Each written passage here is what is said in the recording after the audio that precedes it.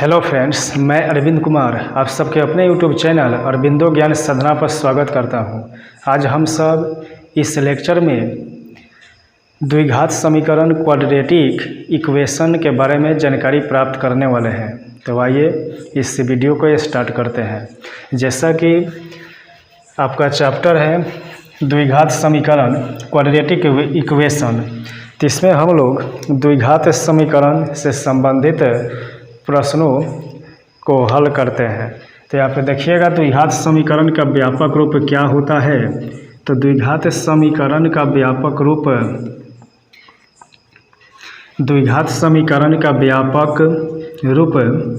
क्या होता है?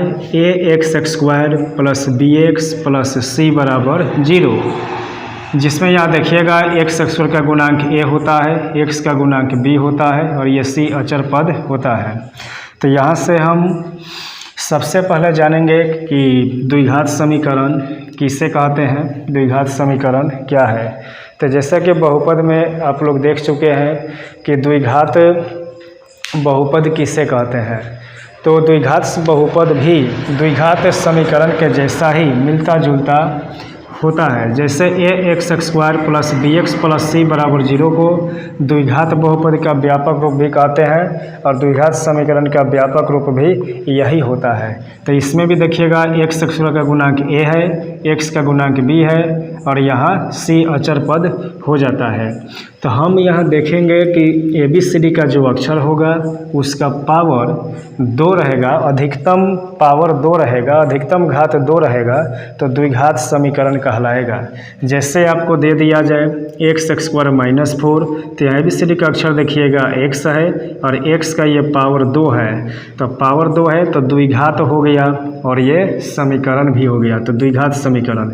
इसके बाद x² -4x प्लस 4 दे दे तो यहाँ पे पावर देखिएगा 2 है, तो ये भी द्विघात समीकरण हो गया। फिर इसके बाद देखिएगा x³ plus x² plus x plus 1, तो ये देखिएगा घात 2 है लेकिन इससे बड़ा घात 3 भी इसमें है, तो द्विघात समीकरण नहीं कहेंगे, ये 2 घात से ज़्यादा हो गया। तो यहाँ पे द्विघात समीकरण को पहचानने का सबसे सरल तरीका है कि जो भी समीकरण दिया रहेगा उसमें देखिएगा कि सबसे बड़ा घात जो होगा ABCD के अक्षर का 2 होगा। अगर सबसे बड़ा घात 2 है तो द्विघात समीकरण है। ऐसे उसका व्यापक रूप जो होता है इस फॉर्म में होता है।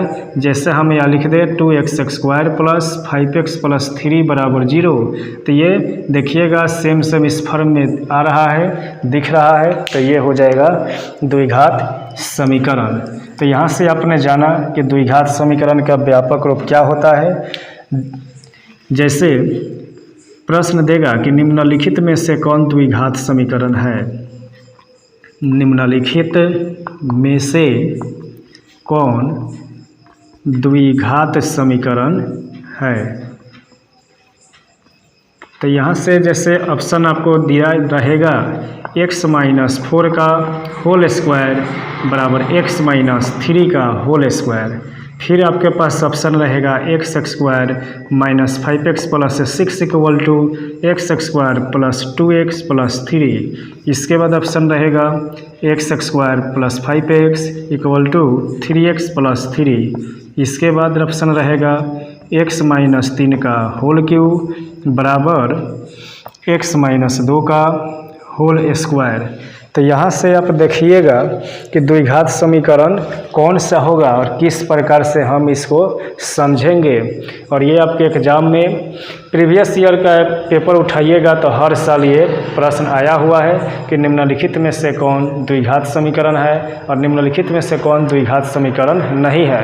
तो हम यहाँ पे सबसे पहले जानेंगे कि यहाँ पे निम्नलिखित में से कौन द्विघात समीकरण है। ये आपको 4 ऑप्शन हम दिए हैं और इसी को हम सॉल्व करके देखने वाले हैं। तो ज़्यादा इसको प्रोसेस को बड़ा करने की ज़रूरत नहीं है। आप केवल इसमें पता कीजिए कि ABCD का जो अक्षर है उसका पावर 2, अधिकतम पावर 2 है कि नहीं। अधिकतम पावर 2 है तो द्विघात समीकरण है, अधिकतम पावर 2 से ज़्यादा हो जाएगा तो द्विघात समीकरण नहीं होगा, या अधिकतम पावर 2 से कम हो जाएगा तो वो भी द्विघात समीकरण नहीं होगा। जैसे यहाँ देखिएगा, इसका क्रिया कीजिएगा x माइनस 4 का होल स्क्वायर, तो a माइनस बी का होल स्क्वायर पर तोड़ेंगे तो a square minus 2ab plus b square हो जाता है। तो यहाँ पे x का स्क्वायर करेंगे माइनस 2ab तो इसमें गुना कीजिएगा, 2 चौका 8 x है तो यहाँ पर 8x रख दिए, फिर ये प्लस b स्क्वायर होता है तो प्लस दिए, और ये b के जगह पर 4 है तो 4 का स्क्वायर करेंगे, 4 चौका 16। फिर इसके बाद आगे बढ़िएगा, इसी तरह से यहाँ भी देखिएगा होल स्क्वायर है और माइनस का है a माइनस बी का होल स्क्वायर, तो इसका भी जब प्रोसेस आगे बढ़ाइएगा a माइनस बी का होल स्क्वायर में तोड़िएगा तो यहाँ से हमारा निकल के आएगा a स्क्वायर यानी x स्क्वायर माइनस 2ab, तो 2 तिया 6 है, 6x है, और प्लस b स्क्वायर यानी 3 का स्क्वायर 9 हो जाएगा। तो यहाँ से आप देख सकते हैं कि x स्क्वायर बराबर के पहले यहाँ है और बराबर के बाद है, जो कट जाएगा, और ये कट जाएगा तो हमारा x स्क्वायर यहाँ बचेगा ही नहीं, यानी पावर 2 वाला बचेगा ही नहीं। तो जब पावर 2 वाला बचेगा ही नहीं तो ये द्विघात समीकरण कैसे होगा, यानी द्विघात समीकरण ये नहीं होगा।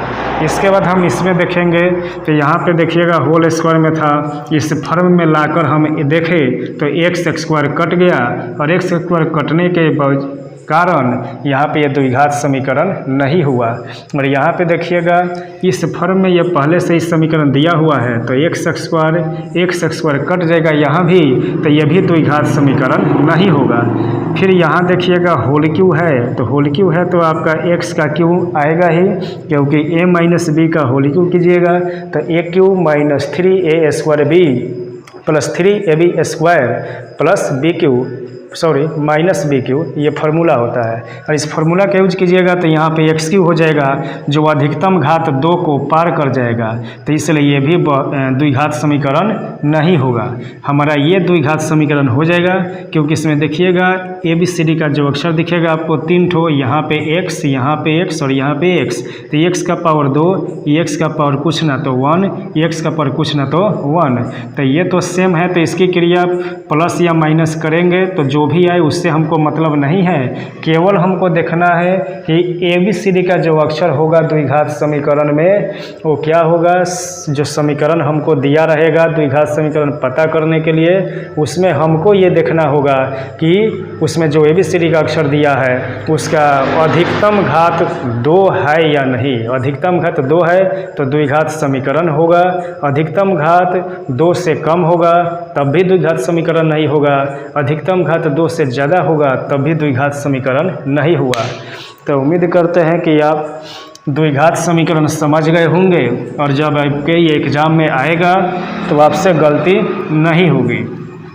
आप केवल और केवल ऑप्शन में ABCD के अक्षर पर फोकस करेंगे और उसमें पावर देखेंगे कि अधिकतम पावर जो है, अधिकतम जो घात है वह 2 है या नहीं। अधिकतम घात 2 होगा तो आप समझ जाएंगे कि वही द्विघात समीकरण होगा, और अधिकतम घात 2 से कम होगा या अधिकतम घात 2 से अधिक होगा तो वो द्विघात समीकरण नहीं होगा।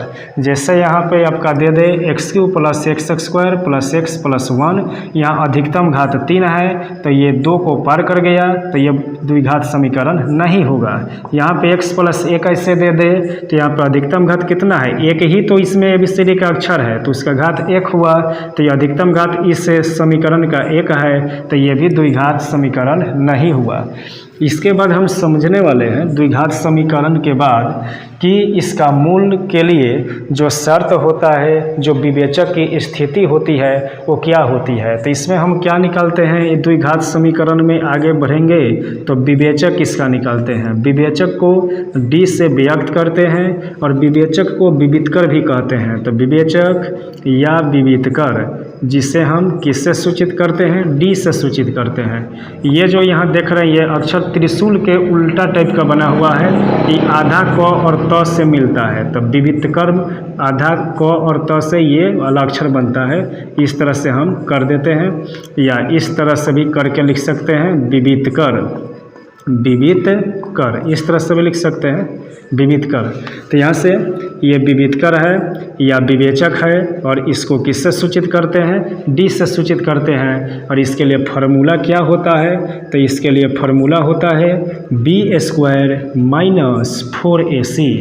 अब ये BAC जो है यहाँ से आपका मान निकल के आ जाता है, द्विघात समीकरण में दिया रहता है यहाँ पे, और उसी में से x² का गुणांक a होता है, x का गुणांक b होता है, और जो बच जाता है वो c के मान हो जाता है। और उन्हीं मानों को यहाँ पे रख के इसका प्रोसेस आगे बढ़ाइएगा तो यहाँ पे आपका d का मान यानी विवेचक या विविधकर का मान निकल के आ जाता है। इसके बाद इसी से रिलेटेड एक यहाँ पे सारणी जो आप लोग याद करते हैं, आइए उसको जानते हैं। जैसा यहाँ पे जब d का मान निकालिएगा यानी b² माइनस 4ac का मान निकालिएगा तो इसका मान 0 से बड़ा आएगा। 0 से बड़ा आएगा तो इसमें मूलों की प्रकृति क्या होगी, तो इसमें मूलों की जो प्रकृति होगी वह वास्तविक और असमान कहलाती है। वास्तविक और असमान, वास्तविक और असमान। और इसका मूल जो निकालने का सूत्र होता है, फार्मूला होता है जिसका हम यूज करते हैं, वह क्या होता है, -b प्लस माइनस रूट के अंदर हम d लगा देते हैं, या रूट के अंदर हम क्या करते हैं b² माइनस 4ac भी रख देते हैं, और इसके बटा में 2a लगाते हैं। तो ये आपका सूत्र फार्मूला हो जाएगा। जब b² माइनस 4ac 0 से बड़ा होगा और उस पर मूलों की जो प्रकृति होती है वह वास्तविक और असमान होती है। इसके बाद फिर हम देखेंगे अगला b² माइनस 4ac बराबर 0, यानी b² माइनस 4ac 0 के बराबर हो जाए, यानी जब हम b² माइनस 4ac का मान निकालेंगे और वो 0 आ जाए तो यहाँ पे मूलों की प्रकृति क्या होने वाली है, वास्तविक और समान होने वाली है, वास्तविक और समान। और इस पर हम जो मूल निकालेंगे वो किस फार्मूला का यूज करके, तो -b/2a माइनस b/2a, यानी दोनों समान मूल होंगे तो दोनों समान यहाँ पे सेम फार्मूला होंगे। तो आप किसी एक फार्मूला का यूज करके मूल निकाल लीजिए और उसी को 2 बार रख दीजिएगा तो मूल हो जाएगा। इसके बाद एक और यहाँ पे स्थिति निकल के आती है b² माइनस 4ac जब 0 से छोटा हो जाएगा, यानी माइनस में जब मान आएगा b² माइनस 4ac के तो माइनस में आएगा तो कहेंगे कि वो 0 से छोटा है। और जब 0 से छोटा होगा तो यहाँ पे मूल क्या, मूलों की प्रकृति क्या होगी, तो ये अवास्तविक इसे कहते हैं, और इसे और 3 नामों से भी हम जानते हैं।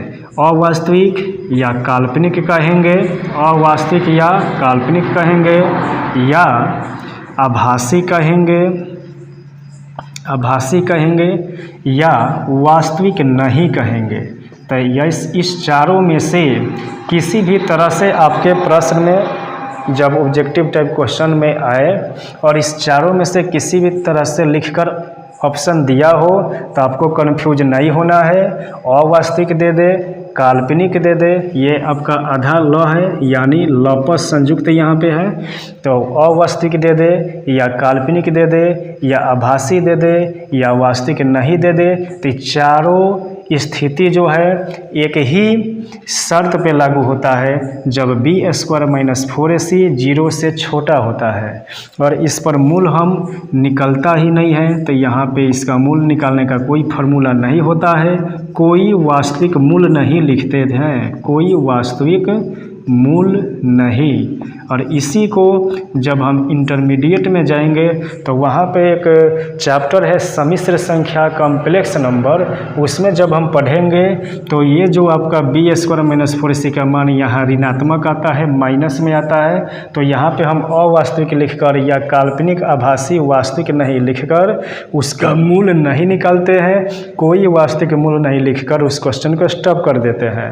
लेकिन जब वो सम्मिश्र संख्या कॉम्प्लेक्स नंबर में जाइएगा इंटरमीडिएट में तो वहाँ पे आपको इसका मान निकाला जाता है, वहाँ पे ये काल्पनिक मान निकाला जाता है। तो अभी आपको काल्पनिक मानों के चक्कर में नहीं पड़ना है, आपको बस इन्हीं जो 3 ये परिस्थितियाँ है इसी को ध्यान में रखकर आपका ऑब्जेक्टिव टाइप क्वेश्चंस का ट्रिकली सॉल्यूशन भी अगली वीडियो में हम लेकर आएंगे, तो उसको देखना है। और इसके बाद अभी इसका थ्योरी जो है इसको रिवाइज कर लेते हैं और इसका फार्मूला भी हम रिव्यू कर लेते हैं। तो यहाँ पे देखिएगा फॉर्मूला b² - 4ac जब 0 से छोटा होगा तो इसकी प्रकृति वास्तविक और असमान होगी।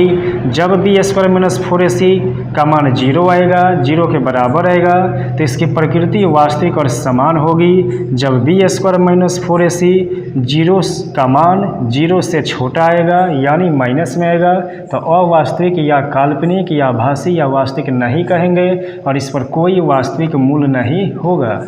तो आइए थोड़ा हम जानते हैं कि ये एक उदाहरण लेकर, एग्जाम्पल लेकर कि ये किस प्रकार से मूलों की प्रकृति हम निकालेंगे और हम जानेंगे कि वास्तविक और समान किस प्रकार से होगा। तो यहाँ पे देखिएगा एक हम समीकरण दे रहे हैं x² + 4x + 4 = 0 यानी x² + 4x + 4 = 0। तो यहाँ से आप देख पाएंगे कि a का मान सबसे पहले देखिए कितना है। x² के यहाँ गुणांक कुछ भी नहीं है तो a के मान 1 हो गया। b के मान x का गुणांक होता है तो x का मान देखिए +4 है तो +4 देंगे। c के मान जो बच गया अचर पद +4 है तो इस c के मान +4 हो जाएगा। इसके बाद हमको क्या निकालना होगा, सबसे पहले d निकालेंगे। d का मतलब b² - 4ac। तो यहाँ पे d निकालेंगे। d किस प्रकार से निकालेंगे, फार्मूला का यूज करेंगे b² - 4ac। अब इसमें फार्मूला में ये a b c के वैल्यू को पुट कीजिएगा। तो किस प्रकार से प्रोसेस आगे बढ़ेगा आइए देखते हैं। यहाँ पे b² है तो b के मान 4 यहाँ पे पुट करेंगे तो 4 का स्क्वायर - 4ac है तो a का यहाँ वैल्यू क्या है 1 है, इसको पुट करेंगे। फिर c है, c का वैल्यू यहाँ 4 है, इसको पुट करेंगे तो ये 4 का स्क्वायर मतलब 4 4 जा 16 यानी 4 चौका 16 हो जाएगा। -4 एकम 4, 4 चौका 16 घटाइएगा तो यहाँ पे 0 आएगा। तो यहाँ पे आपने क्या देखा, d के मान 0 आया, d के मान 0 आया यानी क्या b² - 4ac का मान 0 आ गया। तो जब b² - 4ac का मान 0 आ जाएगा तो आपका प्रकृति क्या होगा, वास्तविक और समान होगा। और इसका मूल किस तरह से हम निकालेंगे, किस फार्मूला का यूज करके, तो इस फार्मूला का यूज करके निकालेंगे। वो भी सब्जेक्टिव बनाना होगा तब, ऑब्जेक्टिव में अगर मूल निकालने को दे दे तो इसके लिए हम स्पेशली ट्रिक बताएंगे और उस ट्रिक्स के यूज करके आप इतना सा ये सब कुछ बनाने की ज़रूरत आपको नहीं पड़ेगी, आप आसानी से 2-3 लाइन में ही कर लीजिएगा। तो उसको अगली वीडियो में हम ऑब्जेक्टिव इसका लेकर आएंगे तो आपको वो ट्रिक करा देंगे। अभी हम तत्काल में देख रहे हैं, इसका लेक्चर देख रहे हैं, इसका रिवीजन देख रहे हैं, ये रिव्यू ले रहे हैं द्विघात समीकरण चैप्टर का। तो यहाँ पे हम देखेंगे कि d का मान यहाँ पे निकल गया है और इस d के मान को देखकर हम बता सकते हैं मूलों की प्रकृति। तो यहाँ पे आपने देखा कि b² - 4ac का मान 0 आया है तो यहाँ से इसकी प्रकृति क्या हो जाएगी, वास्तविक और समान, और इस पर मूल जो निकलेगा वो समान मूल होंगे। तो यहाँ से एक और हम उदाहरण लेते हैं, एग्जाम्पल 2 लेते हैं। तो यहाँ पे एग्जाम्पल 2 में लीजिएगा x² + 5x + 6 = 0। तो यहाँ से a का मान सबसे पहले आप पुट कीजिए। a का मान क्या होगा, यहाँ x² का गुणक कुछ भी नहीं है तो 1, b का मान देखिएगा x का गुणक +5 है +5, c के मान अचर पद 6 है तो 6 है। और यहाँ से सबसे पहले हम d का मान निकालेंगे। तो d का फॉर्मूला क्या होता है, b² - 4ac। आप डायरेक्ट ये d का मान अब ये फार्मूला लिखकर इसमें a b c का मान पुट करके लिख सकते हैं, या डायरेक्ट एक दिखाते हैं हम आपको d का मान किस तरह से निकालेंगे। जब ऑब्जेक्टिव में आएगा तो आपको जितना डायरेक्ट आपको हो सके उतना डायरेक्ट चलिएगा, आपके लिए बेहतर होगा। तो यहाँ पे देखेंगे d का मान किस तरह से निकालेंगे। d बराबर ये जो x का गुणांक है उसका होल स्क्वायर +5 है, यहाँ पे माइनस भी रहेगा तो होल स्क्वायर करेंगे तो प्लस ही हो जाएगा। तो इसलिए यहाँ पे प्लस का 5 है तो हम केवल 5 लिखेंगे और इसका होल स्क्वायर कर दिए, यहाँ माइनस का चिन्ह देंगे। और 4ac होता है 4ac तो यहाँ पे 4 देंगे और x² का गुणांक यहाँ देखेंगे कुछ भी नहीं है तो 1 यहाँ डाल दिए, और c का मान यहाँ देखें +6 है तो +6 डाल दिए। इसकी प्रोसेस को हम आगे बढ़ाएंगे। 5 का स्क्वायर 25 माइनस है 4 एकम 4 छके 24 है।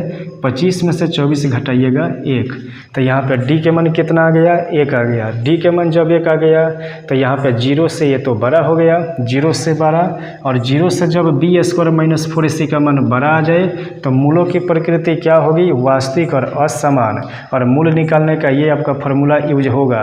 तो यहाँ से आप जाने कि डी का मान यहाँ पे क्या दिखा, 0 से बड़ा दिखा, और 0 से जब बड़ा दिखा तो इसकी प्रकृति क्या होगी, वास्तविक और असमान होगी, वास्तविक और असमान होगी। तो यहाँ से हमने जाना कि द्विघात समीकरण का रूप, द्विघात समीकरण का व्यापक रूप, कि द्विघात समीकरण किस प्रकार से कोई समीकरण देगा तो हम पहचानेंगे कि द्विघात समीकरण है कि नहीं। इसके बाद हमने देखा इसकी 3 स्थितियाँ, जिसमें विवेचक जो बी स्क्वायर माइनस 4ac है उसका मान यदि 0 के बराबर आ जाए तो उसका प्रकृति हो जाएगा वास्तविक और समान, और यदि बी स्क्वायर माइनस 4ac का मान 0 से बड़ा आ जाए तो वहाँ पे उसके मूलों की प्रकृति वास्तविक और असमान होगी। और एक हम अभी देखेंगे जब बी स्क्वायर माइनस 4ac का मान 0 से छोटा है तो इसके लिए हम एक यहाँ पे x square minus 2x plus का यहाँ पे माइनस 3x और प्लस का 1 बराबर 0 एक समीकरण लिए, और यहाँ से चलिए सबसे पहले ए बी सी का मान भरा जाए। तो ए के मान यहाँ पे देखिएगा एक्स स्क्वायर का कोई यहाँ पे अंक नहीं है, कोई गुणांक इसका नहीं है, तो 1 रखेंगे। बी बराबर क्या रखेंगे, एक्स का गुणांक यहाँ -3 है तो -3 रखेंगे, और फिर सी बराबर क्या रखेंगे, ये अचर पद प्लस का 1 है तो ये सी का मान रखेंगे। इसके बाद हम क्या करेंगे, सबसे पहले डी निकालेंगे। डी बराबर फार्मूला क्या यूज करेंगे, बी स्क्वायर माइनस 4ac। तो यहाँ से देखिएगा बी के मान -3 है, -3 के स्क्वायर किए, फिर -4 है, ac है तो ए के मान यहाँ से देखें 1 है, सी के मान भी 1 है। तो -3 का स्क्वायर कीजिएगा तो पहला ही हम बता दिए हैं कि माइनस का स्क्वायर कीजिएगा तो प्लस हो जाएगा। तो माइनस का स्क्वायर प्लस हो गया, 3 के 3 त्रिका 9, ये माइनस है, 4 एकम 4, फिर से 4 एकम 4, तो यह घटाइएगा तो ये कितना हो जाएगा, ये तो 5 हो गया, ये तो 0 से बड़ा हो गया। हमको लेना है ऋणात्मक वाला, तो सॉरी, चलिए इसको दूसरा एग्जाम्पल से देखते हैं। एक्स स्क्वायर माइनस 2x और यहाँ पे ले लीजिए +3 बराबर 0। तो यहाँ से इसको देखिएगा ये बराबर, हाँ इसका पहले देख लीजिए, जब डी के मान 5 आ गया है तो यहाँ से ये क्या होगा, 0 से बड़ा है, और 0 से बड़ा है तो इसका मूलों की प्रकृति क्या हो जाएगी, वास्तविक और असमान हो जाएगी। इसके बाद इसको देखते हैं तो ये बराबर एक्स स्क्वायर का यहाँ पे कोई मान नहीं 1, बी का मान ये -2 और सी का मान ये 3। इसके बाद हम डी निकालेंगे बी स्क्वायर माइनस 4ac के द्वारा। तो बी का मान यहाँ पे -2 रख लिए, इसका स्क्वायर है, -4 है, ए का मान 1 है, सी का मान यहाँ देखें 3 है। माइनस का स्क्वायर प्लस हो जाएगा, और 2 का स्क्वायर 4, ये माइनस है, 4 एकम 4 तिया 12। अब यहाँ से 12 में से 4 घटाइएगा, माइनस के 8 बचेगा, और जब माइनस में बचेगा तो माइनस वाली जो संख्या होती है 0 से छोटी कहलाती है। तो ये 0 से छोटी हो गई, तो इसको इस तरह से लिखेंगे, चूँकि डी का मान 0 से छोटा हुआ, यानी 0 की ओर मुँह खोल देंगे, 0 बड़ा हो जाएगा। तो डी का मान 0 से छोटा, इसलिए इसकी मूलों की प्रकृति जो है वह मूलों की प्रकृति क्या होगी, वास्तविक नहीं लिखेंगे, या अन्य 3 प्रकार से भी लिख सकते हैं, वास्तविक नहीं, या अवास्तविक, या आभासी, या काल्पनिक। ये चारों का मतलब एक ही होगा, और ये चारों कब होगा, जब आपका डी के मान 0 से छोटा आएगा तब। तो यहाँ से आपने जान लिया कि मूलों की प्रकृति हम किस तरह से चेक कर पाएंगे। हमारा ऑब्जेक्टिव टाइप क्वेश्चंस में ये मूलों की प्रकृति से संबंधित और मूल निकालने से संबंधित ऑब्जेक्टिव टाइप क्वेश्चंस आए हुए हैं प्रीवियस ईयर एग्ज़ाम में, और आपके एग्ज़ाम में भी आने ज़रूर आएंगे, तो इसलिए इसको अच्छे से समझ लीजिए। चलिए एक और आपको रिव्यू दे देते हैं। अगला बार जब ऑब्जेक्टिव टाइप क्वेश्चन का वीडियो लेकर आएंगे तो उसमें विस्तार से ऑब्जेक्टिव टाइप का क्वेश्चन वहाँ पे करा देंगे। अभी यहाँ पे देखते हैं, द्विघात बहुपद जैसे दे दिया हो कि एक्स स्क्वायर या यहाँ 2 ले, पहले यहाँ से गुणा घटा दीजिए, x square plus 3x plus 2 बराबर 0 का मूल क्या होगा। तो मूल निकालने का आप क्या जानते हैं, ABC का प्रयोग करेंगे, उसके बाद D निकालेंगे, फिर D निकालने के बाद देखेंगे कि अगर D का मान 0 से बड़ा आएगा तो अब क्या कीजिएगा, फार्मूला का यूज कीजिएगा -b प्लस माइनस √b/2a और उससे मूल निकालिएगा, तो उसे एक पेज लग जाएगा। और हम यहाँ पे ट्रिकली आपको बताने वाले हैं कि यहाँ से किस तरह से आप जल्दी से मूल निकाल पाइएगा। तो इस पर हम देखेंगे एक्स स्क्वायर का यहाँ पे गुणांक कुछ भी नहीं है, तो इसी पर सारा खेल होने वाला है। तो यहाँ पे हम ऐसा कोई दो संख्या की पता लगाएंगे जिसको गुना कर देने पर ये 2 आ जाए और उसी को जोड़ दे तो ये 3 आ जाए। तो आप कहिएगा 2 और 1 में गुना कर देंगे तो ये 2 आ जाएगा, 2 एकम 2 और इस 2 और 1 को जोड़ देंगे तो ये 3 भी हो जाएगा। तो इसलिए हम यहाँ पे 2 और 1 रखेंगे।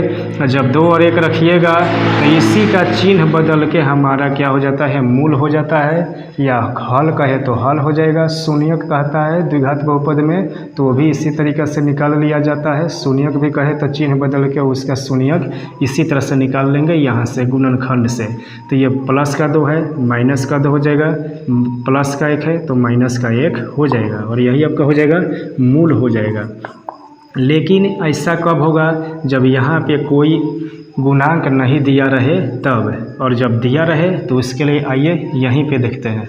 तो मान लीजिए कि यहाँ पे ये पहला हुआ, इसके बाद ये दूसरा यहाँ पे दे देते हैं 2x² प्लस 5x प्लस 3 = 0।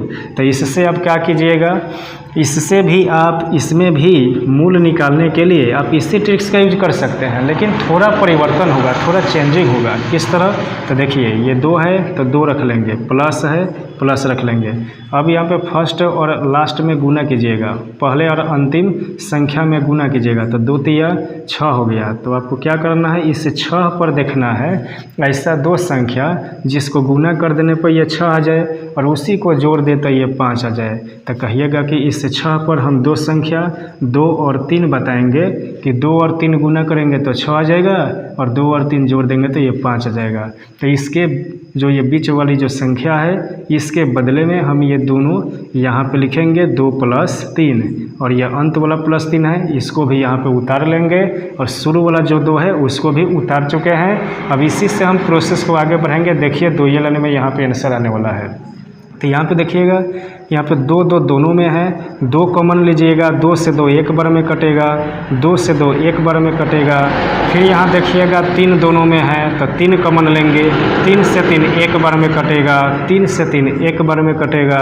और यहाँ पे देखिएगा कि ये दोनों सेम सेम है और सेम सेम जब होता है तभी इसको सही मानते हैं। जब सेम सेम एक जैसे नहीं हो तो ऊपर से आप फिर से चेक करना पड़ेगा और जब ये एक जैसा आ जाए तब आगे बढ़िए। तो 1 + 1 + 1 2 है, इसके लिए हम एक ठो यहाँ पे लिखेंगे और इसके बाद जो बाहर 2 है +3 है इसको मिलाकर हम यहाँ 1 लिखेंगे और इसी से दोनों से हमारा आंसर निकलने वाला है। +1 है, चिन्ह बदल कर लिखेंगे -1 और यहाँ शुरुआत में 1 है तो नीचे बट्टा के 1 देने इसका कोई फ़र्क नहीं पड़ता, इसलिए 1 को यहाँ छोड़ दिए। लेकिन यहाँ देखिएगा ये +3 है तो -3 और ये 2 है तो बट्टा में 2 लगा देंगे। तो यहाँ से अपने क्या देखा, -1 और -3/2 हमारा मूल निकल के आया जब ये समीकरण ये दिया रहेगा तब, और जब ये समीकरण दिया रहेगा तो हमारा मूल ये वाला हो जाएगा। तो यहाँ मूल निकालने का ट्रिकली सॉल्यूशन के भी आपको हम जानकारी दे दिए और अगली वीडियो में हम इससे द्विघात समीकरण चैप्टर के ऑब्जेक्टिव टाइप क्वेश्चन जितने भी तरह से बनते हैं उन सभी को लेकर अगली वीडियो में उपस्थित होंगे। तो आज का ये कैसा रहा लेक्चर, कैसा रहा ये द्विघात समीकरण का रिव्यू, आप कमेंट करके बताएं। और इस वीडियो से आपको थोड़ी सी भी नॉलेज मिली हो तो आप इस चैनल को सब्सक्राइब ज़रूर कर ले ताकि इस वीडियो पर ताकि इस चैनल पर जो भी वीडियो अपलोड की जाए उसकी नोटिफिकेशन सबसे पहले आप तक पहुंच पाए और आप उसका लाभ सबसे पहले उठा पाए। धन्यवाद।